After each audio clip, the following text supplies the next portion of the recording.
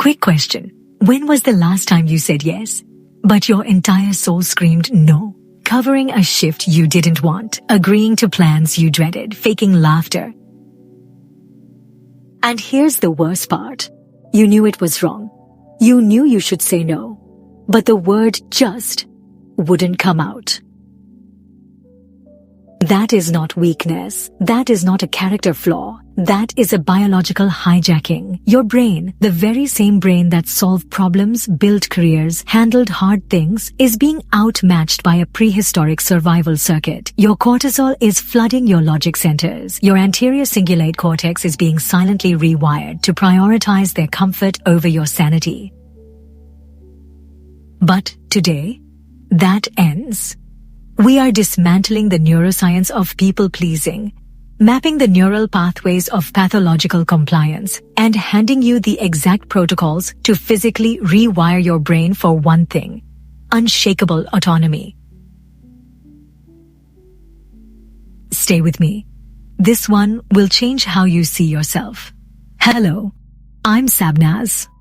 Welcome to MYNDFEX, the place where we learn how to understand, challenge, and take control of our own behavior.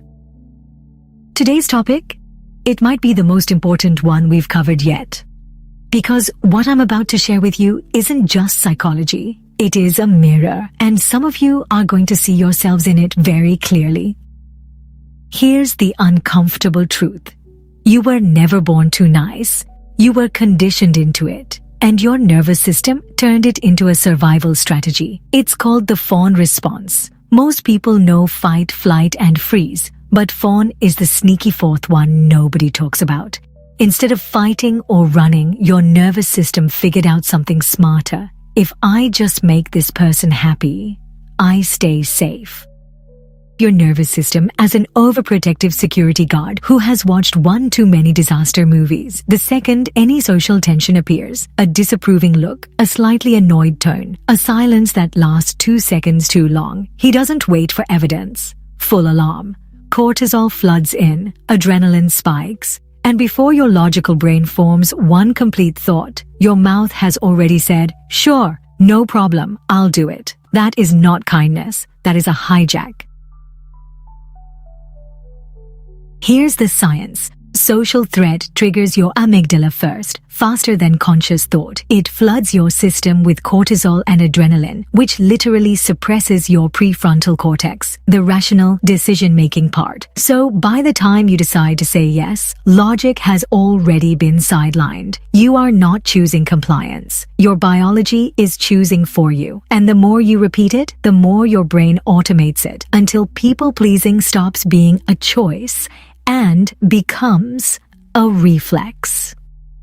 Technically, your own brain is working against you. You're welcome for that comforting thought.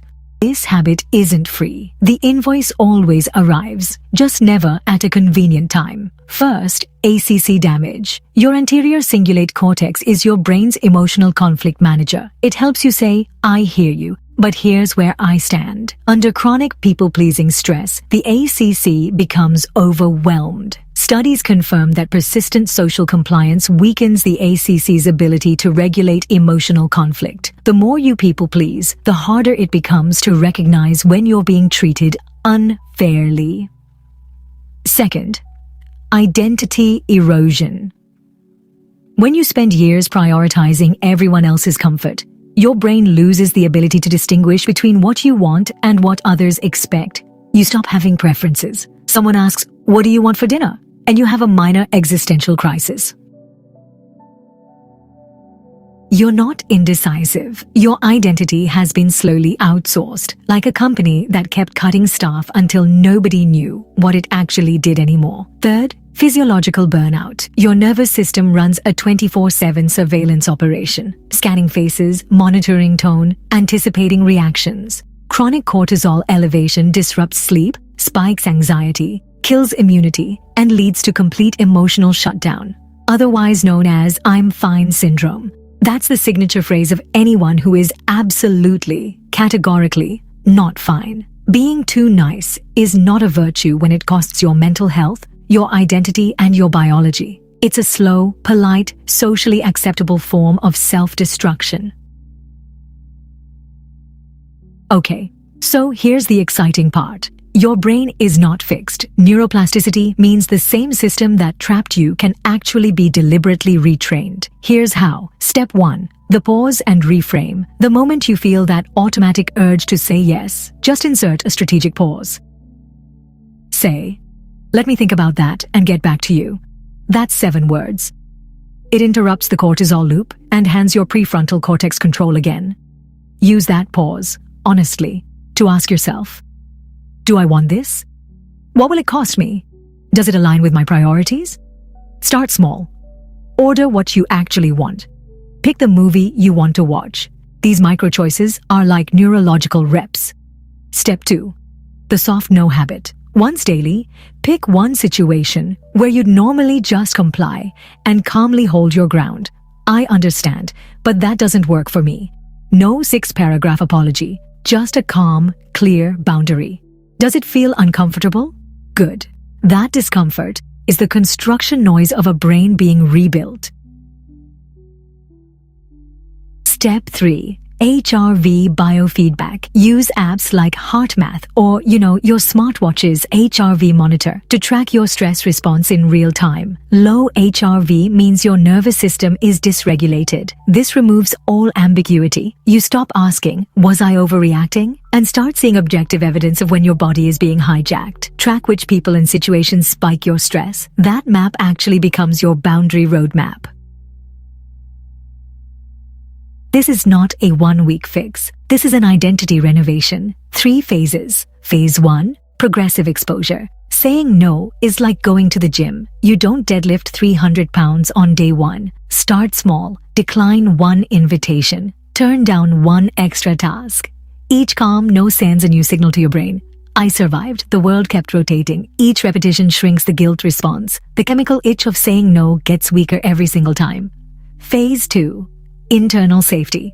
People pleasers are addicted to external approval. The smile, the thank you, the look of relief. The rewiring means replacing that external reward with an internal one. After every boundary held, say to yourself, "I honored myself today." Over time, self-respect becomes as neurologically rewarding as approval once was. Journaling and mindfulness, by the way, really accelerate this shift powerfully. Phase 3. The identity shift. You stop identifying as a people pleaser. Not cold, not selfish, just someone who cares about others from genuine choice. Not fear, not cortisol, not survival mode. Your yes finally means something because it is no longer automatic. Your relationships become real. You become someone whose kindness is a choice, not a cage. So, let's land it. People-pleasing is not a personality trait, it's the FAWN response, a biological survival mechanism driven by cortisol that shuts down your prefrontal cortex. It damages your ACC, erodes your identity, and silently drives anxiety, burnout, and depression. All while you smile through it. The antidote is not willpower, it's neuroplasticity. Rewire through the pause and reframe, the daily soft no, and HRV biofeedback. The transformation is not from nice to mean. It's from fear-based compliance to authentic, chosen kindness. And that version of you is, honestly, infinitely more powerful and more at peace. Your brain built this trap. Your brain can dismantle it. And that's a wrap for today on MYNDFEX. Now I want to hear from you, because seriously, this community only grows when we talk to each other. Drop a comment right now and answer this honestly. On a scale of 1 to 10, how trapped are you by people-pleasing right now? And what is the one situation where you find it absolutely hardest to say no? Is it at work? In your relationship? With family? Or with that one friend who somehow always needs a massive favor at the absolute worst possible moment, write it below. There is no judgment here and only breakthroughs. And if this video just described the last 5 years of your life with uncomfortable accuracy, please share it. Someone in your circle is running completely on empty, trying to keep everyone else full. They need this science. They need this permission. Be the reason they find it. Like this video. It tells the algorithm that this kind of content belongs in more people's feeds. Subscribe to MYNDFEX because every single week, we go deeper into the science of behavior, the brain, and becoming better. Share it with the kindest, most exhausted person you know. They need it most. Your no is not a wall. It is a door to a life that is finally, authentically, powerfully yours. This is Sabnaz. Thank you for being here. Take care of that beautiful brain, and I will see you next week.